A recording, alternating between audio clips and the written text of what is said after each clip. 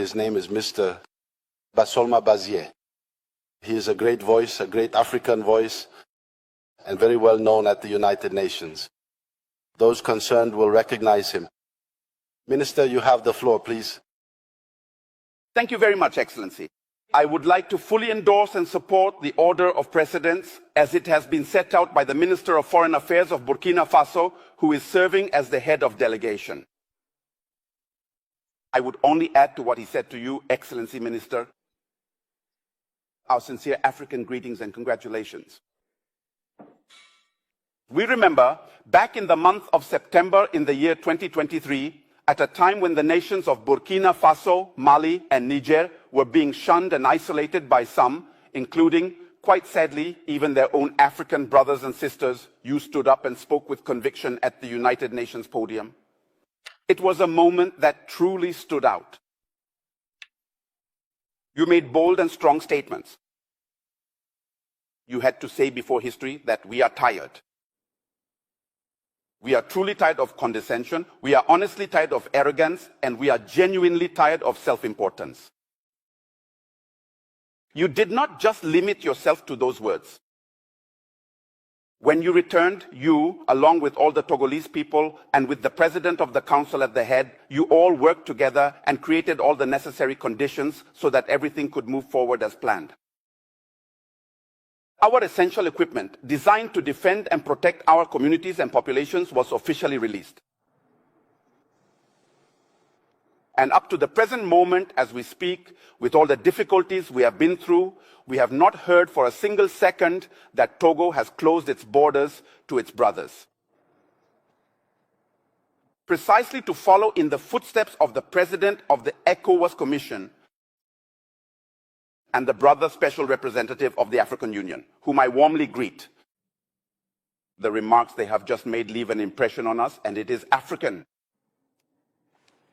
I think my brother from the ECOWAS Commission even said that this meeting is part of an African doctrine that is ancestral. This is very important.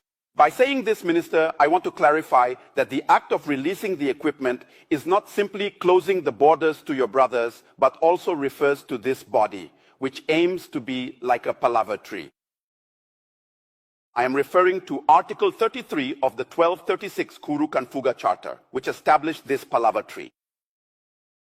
And the fact that you have never betrayed your African brothers is also enshrined in Article 30 of the 1236 Kuru Kanfuga Charter. And the very fact that you are coming to the aid of all your African brothers is also part of the 1236 Kuru Kanfuga Charter.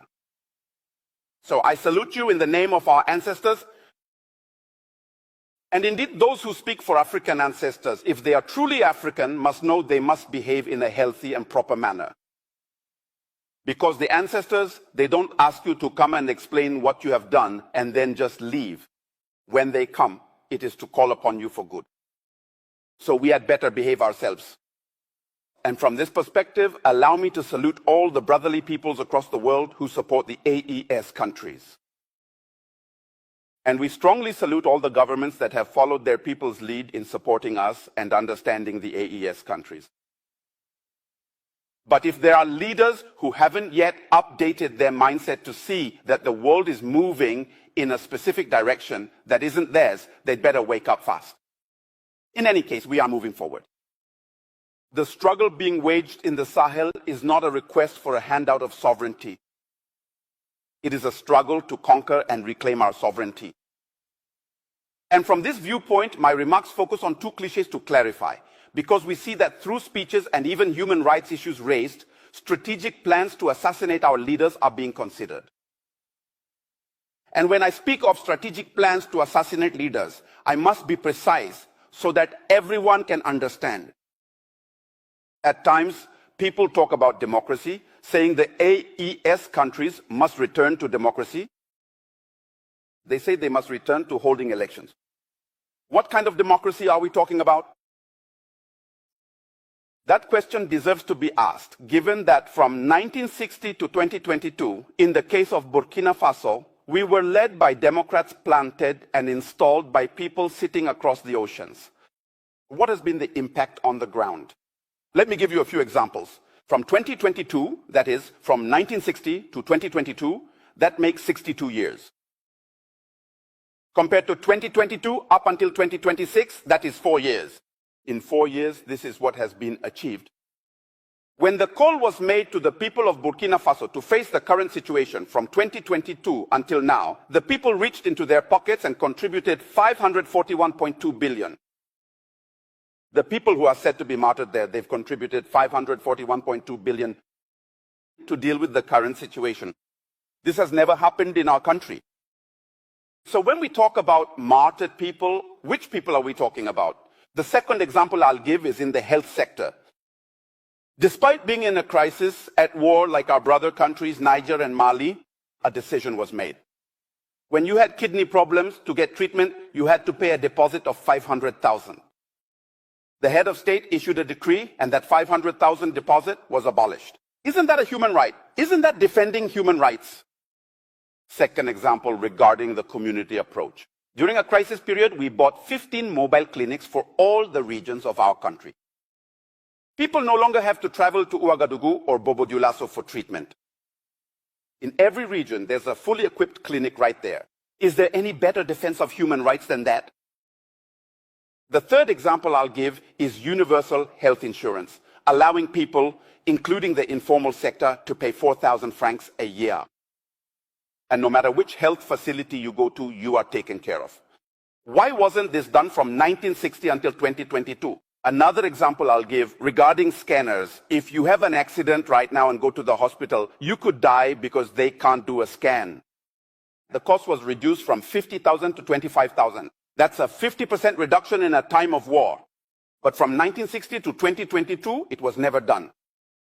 I'll take, how should I say, we just launched a recruitment drive called Operation 1000 times 5. 1000 times 5 means that every year we'll recruit 1,000 specialist doctors over 5 years. From 1960 to 2022, those who established their democracy there, it was never done.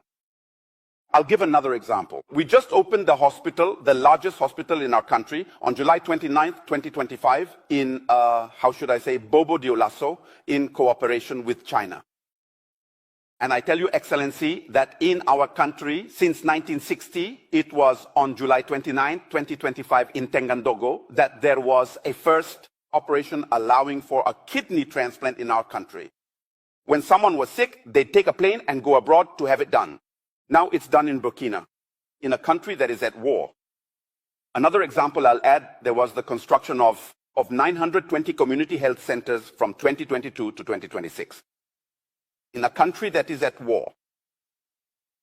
On December 21st, 2025, or even going by what we just observed, we took stock and there are 38 newly built health centers in a country that is at war. I could certainly name others. They ask, what are human rights? It's the right to life, isn't it? What I just mentioned is to allow people to stay alive and in good health. The other aspect is the food issue. You can't expect someone to be healthy if they aren't eating well. From 1960 to 2022, nothing was done. From 2022 to 2026, despite being at war, there's been mechanization and inputs.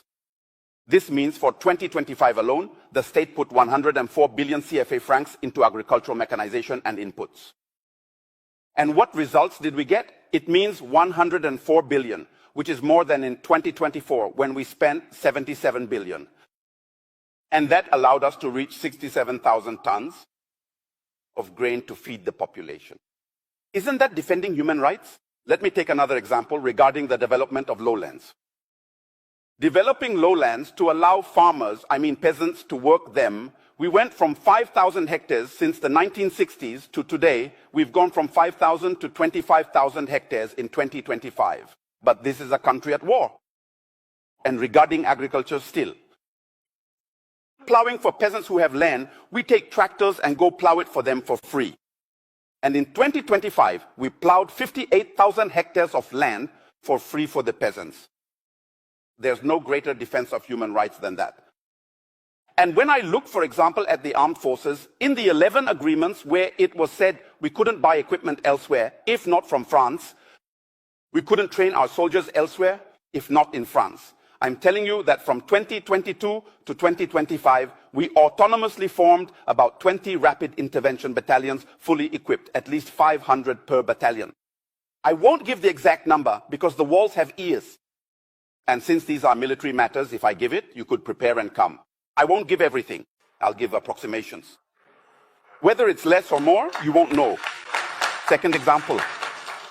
We've formed about 10 police mobile intervention unit groups. They're out in the field. We've formed gendarmerie legions across the entire territory. Nearly 10 mobile gendarmerie squadrons, they're out in the field. The number of air bases from 1960 to 2022 was just 1. Today we have 4, from 2022 to 2026. 4 air bases. But I say I'm giving approximations, not everything. Then the volunteers for the defense of the fatherland, which some consider to be militias. I myself, standing before you, am a volunteer for the defense of the fatherland. A volunteer for the defense of the fatherland. So these aren't street people we pick up to say we formed militias. And all those who are volunteers for the defense of the fatherland in the field, gradually, we take them and integrate them directly into the army. They are trained.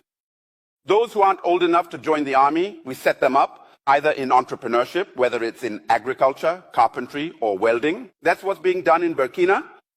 So it's essential that we ask everyone to take off their blinders to get a better look at the reality. What we're saying is, they say Burkina doesn't want democracy. We never said we don't want democracy. Imported democracy, a forced dress they want us to wear, we won't take it. If our grandparents were forced to wear it, we say no. And we have the necessary capacity to say no. And even tomorrow we will say no. Liberal democracy, whose principles are based on homosexuality, principles based on marriage between 2 children and their mother or their father, that's over.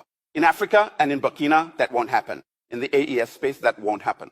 So from that point of view, democracy has its principles, where they think they can violate the constitution, get elected 3 or 4 times. They settle in, it's nothing. They kill 3,000 people. They install whoever they want, it's nothing. And someone comes to take power by force, supported by the people, without even a drop of blood. You think that he has to go. And when it's 2 people who take my neighbor, in reality, I'm just using an example. You take power by force, you say nothing, because what he does is what pleases you.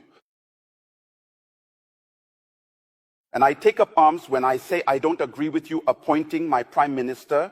I don't agree with you imposing the minister of defense on me. You start calling me a putschist, someone undesirable.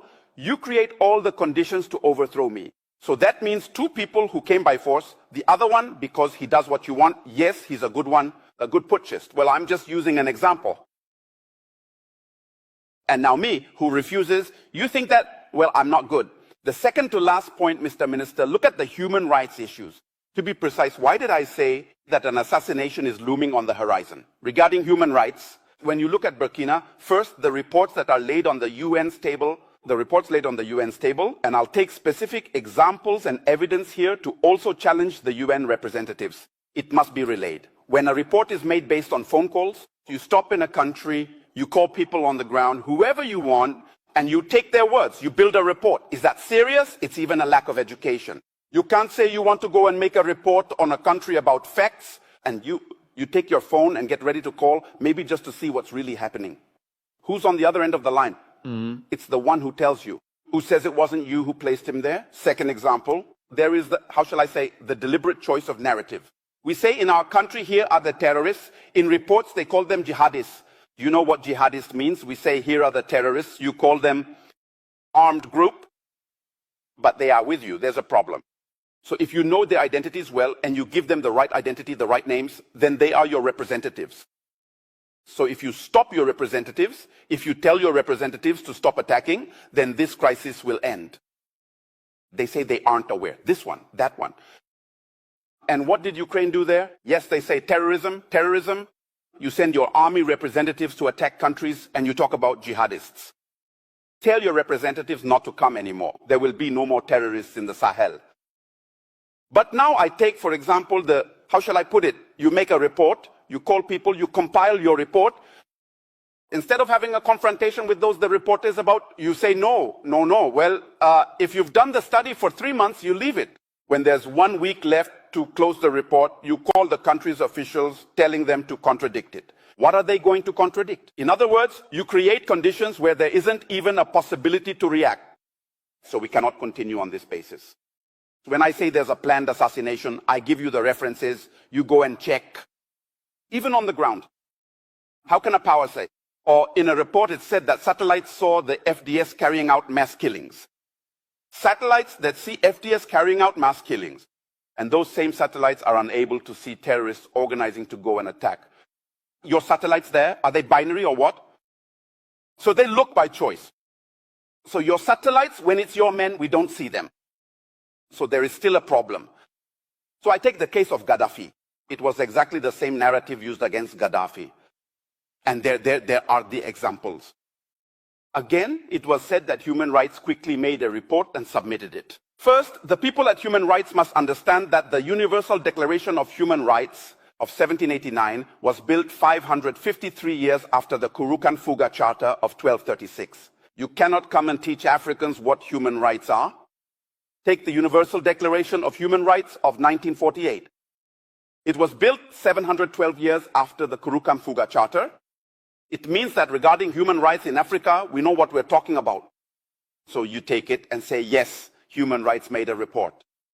Go and submit it. Among the reports that contributed to the adoption of Resolution 1970 and Resolution 1973, meaning 1970 and 1973, which allowed for the assassination of Gaddafi, where it was even said it was to create a no-fly zone. Was it a zone that was created? They intervened all the way to the ground to massacre Gaddafi. And then they come back and say, no, the reports used, the evidence wasn't consistent. These are people who called. It's on the net, you can look it up. And it's on this basis that Sarkozy in 2025 has just been convicted for criminal association and so on. This means that the leaders of Human Rights Watch must also answer as criminals. A criminal organization, that's what it means.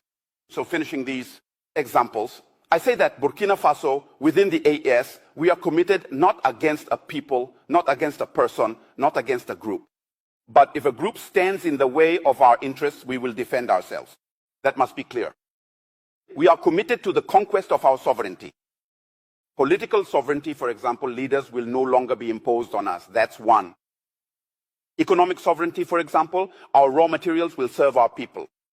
Our youth dying on the shores of the oceans and coming back, that's over.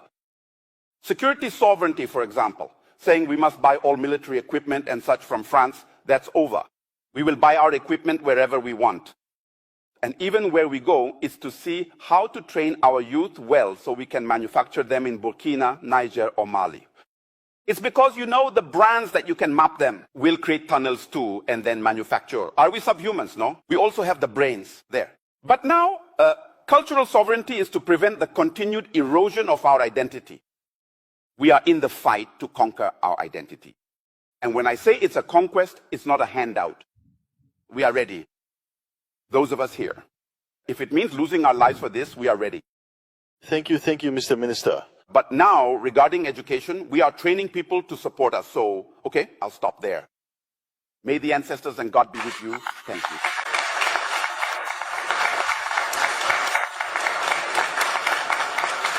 Thank you, Mr. Minister. Mr. Minister, I'm a bit surprised. I thought you were, if I am not mistaken, a geologist by training. No, when I speak like this, the ancestors are behind me, and then